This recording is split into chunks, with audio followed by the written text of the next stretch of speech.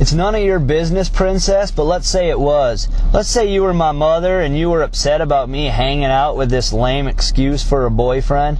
I tell you that I'm a big girl with my eyes wide open. Made a few dumb mistakes of my own, but I was always grateful for a second chance.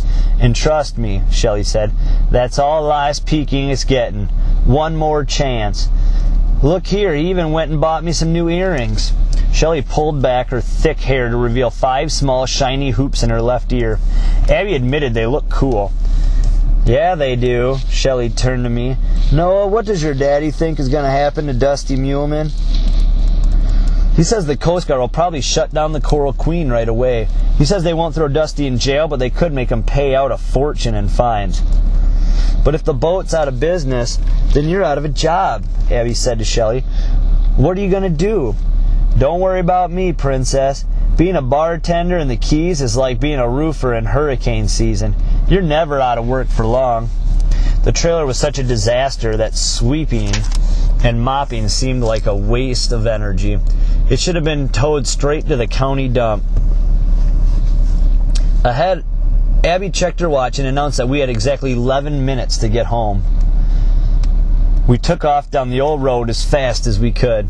Ahead I spotted 2 familiar figures, one running and the other pedaling. Abby noticed them too. Noah, don't stop, she said, no matter what. And I wouldn't have stopped either if only Jasper Jr. hadn't called me an exceptionally insulting name as we flew past. Next thing I knew, I felt myself hit the brakes.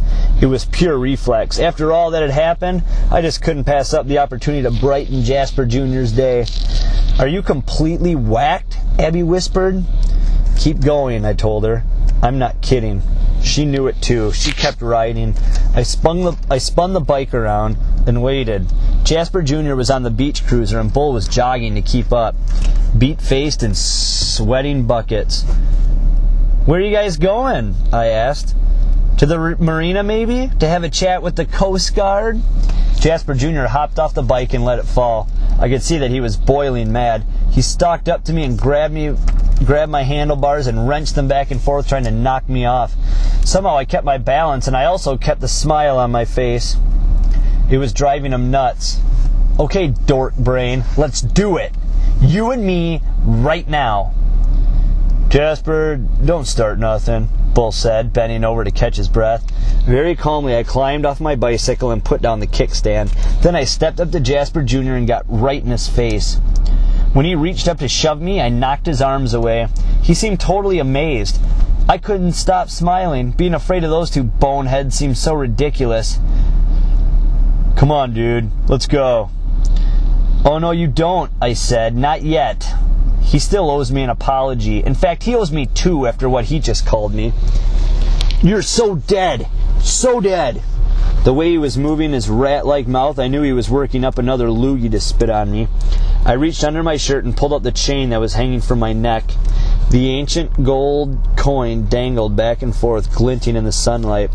From the bug-eyed way that Jasper Jr. and Bull were staring, I knew they recognized the coin as the one that Grandpa Bobby was wearing that day in the woods. Bull took a shaky half-step backward. Jasper Jr. stood there gnawing on his upper lip, which I took as a sign of possible brain activity. Neither of them wanted to tangle with that old crazy pirate again.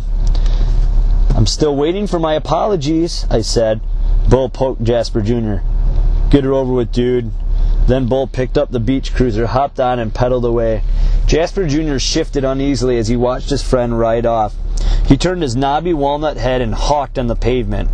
I'm sorry, Underwood, he mumbled. One down and one more to go, I said. It was obviously painful. I'm sorry, okay? S-O-R-Y.